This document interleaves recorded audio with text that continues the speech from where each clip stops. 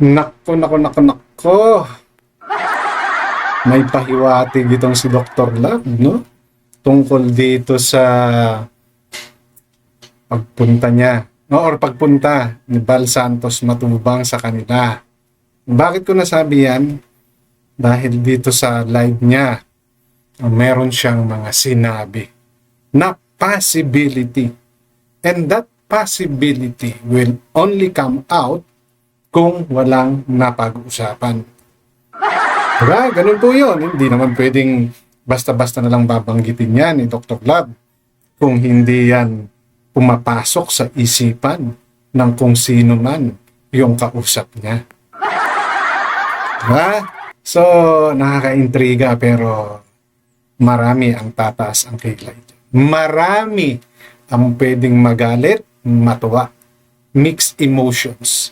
So, maaring may magalit kay Bal Santos Matubang. No? Pwedeng may matuwa kay Bal Santos Matubang. Pwedeng may magalit kay Dr. Love. At pwedeng may matuwa rin. So, ano po, no, yung sinasabi ko, yan po yung lalamanin ng content. Kung bago pa lang po kayo sa aking channel, please don't forget to like, share, and subscribe na rin po. And pakihit ang notification bell para maging aware kayo sa aking mga upcoming content.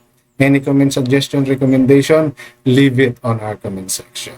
Issue lang po tayo, walang personalan. Okay? At always, no, matuto kayong mag-fact check para hindi kayo mapagsabihang fake news. Alright? So, ito na nga po. So, kung ano yung sinasabi ko, allow me to play portion of the live stream ni Dr. Love pertaining to what I'm just saying a while ago, no, na pwedeng ikataas ng kilay, no, nung iba, no, yung mga antay, no, yung mga tinatawag ni Bal Santos na si basag, no, si Kapeso, parang ganon, no. So tingnan natin kung paano nila tatanggapin ito, no? Well, alam naman natin, no, na marami talagang kumu-question dito sa motibo. Medyo kasi magulo, no? Hindi mo mahirap hulihin yung iniisip ni BSM. Dami niya mga galawan na magugulat ka na lang bakit niya ginagawa no? Pero subukan nating alamin, busisiin, no, at pagnilay-nilayan kung ano ba yung plano nito ni BSM. Okay? So, ito po yung live, no, ni Dr. Love. Okay? Na kung saan may mga nabanggit siya. So, let's play it. Ayun so tandaan nyo ito. Baka magulat kayo, nasa radyo ko isang araw, siyempre kailangan ko makisama. Kung minsan nasa radyo ako, dahil tayo, patuloy ang respeto nandun pa rin. Nagkahiwalay man kami ng landas at paniniwala at pero yung respeto nandoon, hindi mawala yan. Kaya huwag kayong magtampo minsan, baka nasa radyo ako.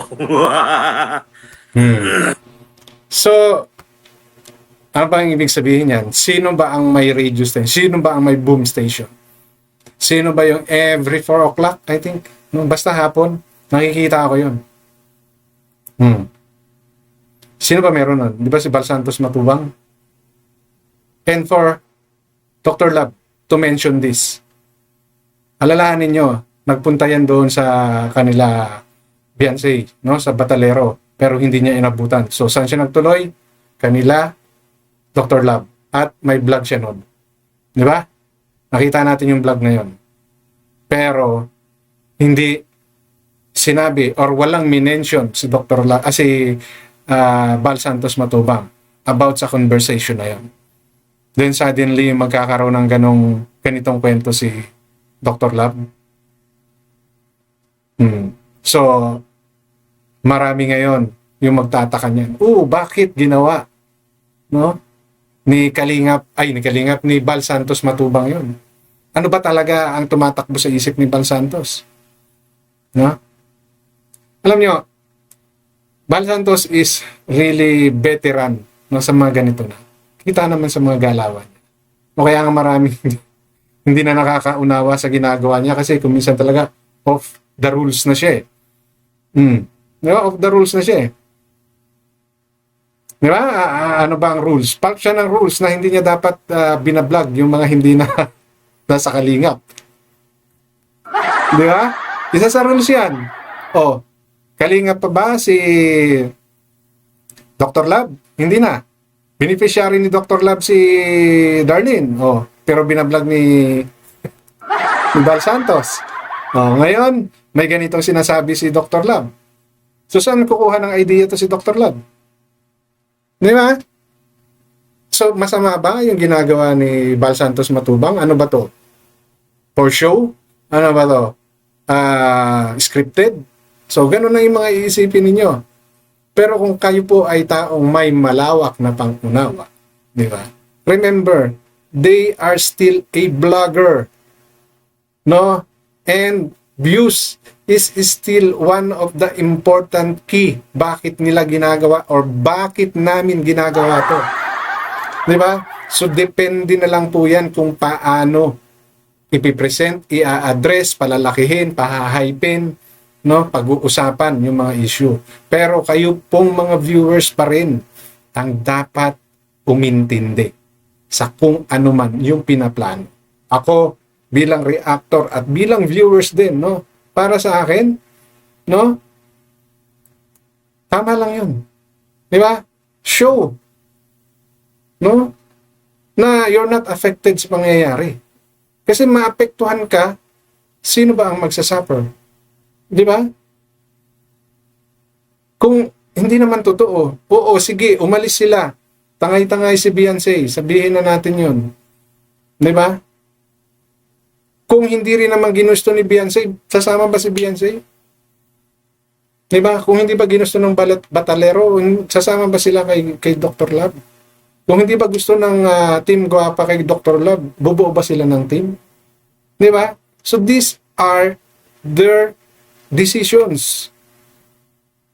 Di ba? So ano, kailangan ka na lang ba magalit sa kanila habang buhay? No? Remember, vlogger po yung mga yan. Vlogger po kami. Yung mga ganitong galawan, dapat po i-expect ninyo na pwedeng mangyari at mangyayari. No? Ngayon, kung hindi yan mangyayari, di ba? Still, nagkaroon ng ganong pag-uusap. Pero, hindi po dapat ikasama ng loob ng kahit sino sa atin yan. Kasi decision pa rin nila yan. It's up to us, listener, viewers, supporters, sponsors, no? To believe sa kanila kung tama pa ba yung pinaglalaban nila. Ngayon, kung dito kasi kung titignan mo yung punto ni Dr. Love, para sa kanya, there's no permanent enemy dito sa SOCMED. So yung sa kanya, topic-topic lang yan. No? Isa na rin siya sa hinubog ng SOCMED, kaya wala siyang pakialam kung magalit kayo sa kanya o hindi. Kung naapektuhan kayo sa mga sinabi niya, para sa kanya, no? Hindi. Kung para sa kanya, nagbigayan kayo ng mga opinion ninyo. Di ba? Ito yung paniniwala ko. Kung hindi mo kaya, wag mong tanggapin, pero ito yung gusto ko. Di ba? Kung alam ko ito makakabuti sa akin at sa grupo ko, gagawin ko to. Kahit yan ay ayaw mo. So for him, no? Yung mag-guest siya, if ever, no? Yun yung tinutukoy niya rito, mag-guest siya sa Boom Radio, exposure yun. Exposure yun. Di ba? Alam natin lahat na mahirap tibagin ang kalingap.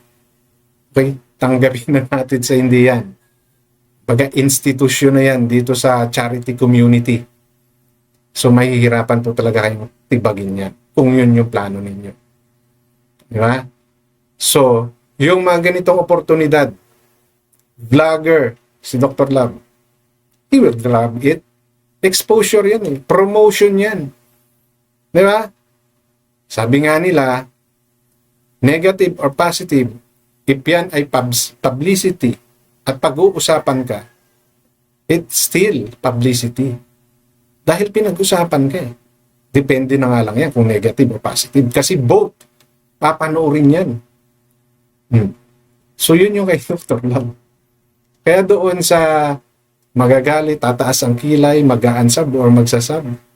Pag-isipan niyo po. No? Pag-isipan niyo po. Ngayon, totoo pa ba yung mga pinaglalaban nila sa isa't isa? Kayo po ang makakasagot nun. Kung may nakikita po kayong magandang resulta doon sa mga taong tinutulungan nila or charity nila, di ba? Nakikita ninyo na yung mga binibigay ng sponsor ay talagang lumalabas doon sa proyektong pinapagawa nila, that's good. Di ba?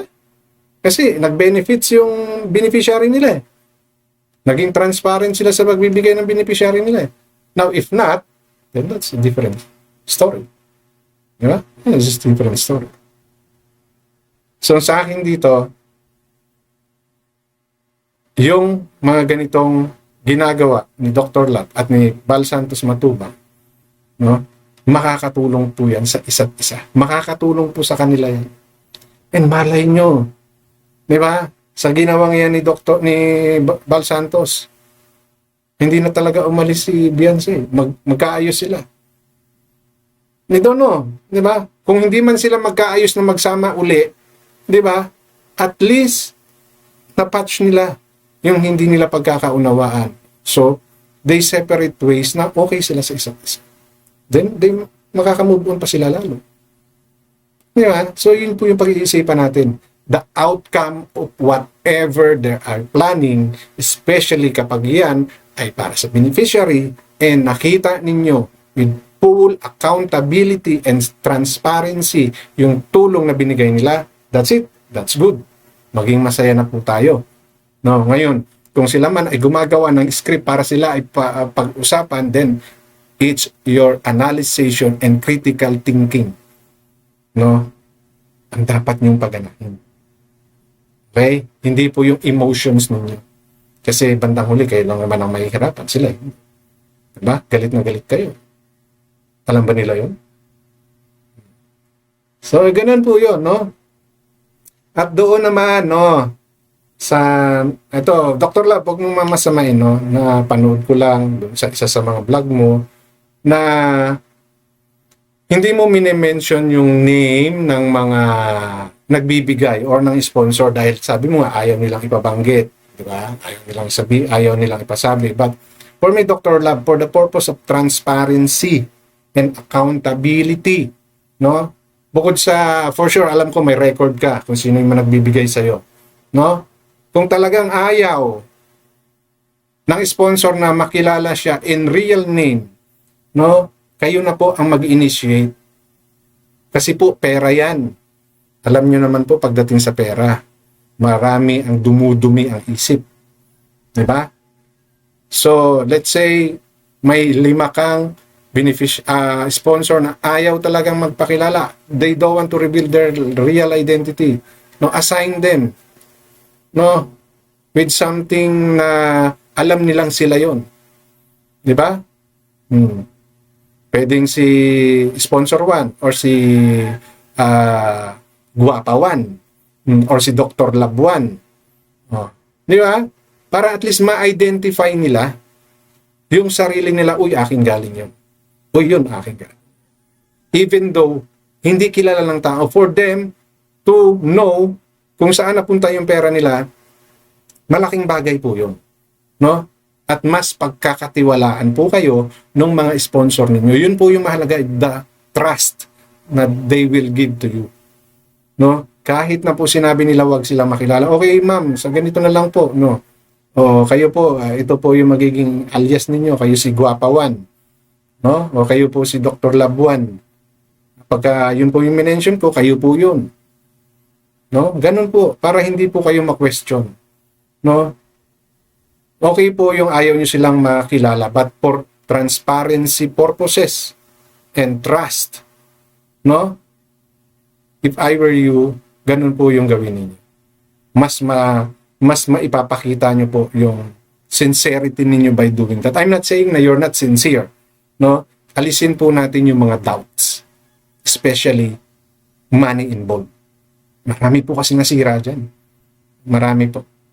Kaya huwag niyo masamahin, Dr. Lab, ha? Yun yung gusto kong i-share, no? sa content ko na to. Kasama na yung pag-collab ninyo ni Bal Santos. future, ika.